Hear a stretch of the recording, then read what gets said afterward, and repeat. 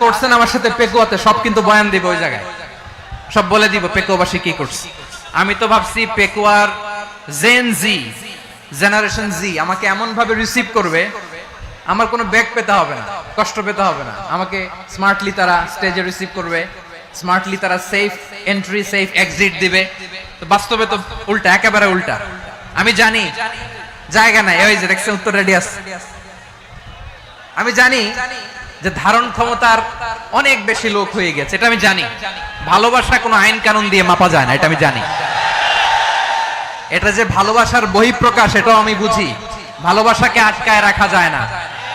এটা যে ভালোবাসার অগ্নি স্ফুলিঙ্গ, এটারে কোনো কিছু দিয়ে দামায় রাখা যাবে না, এটা আমি টের পাই। এজন্যই মনকে বুঝতে যেটা ভালোবাসা, মেহেরবানি করে অল্প কয়েকটা মিনিট একটু সুশৃঙ্খল আমার সাথে থাকতে হবে, আল্লাহর ওয়াস্তে, আল্লাহর ওয়াস্তে।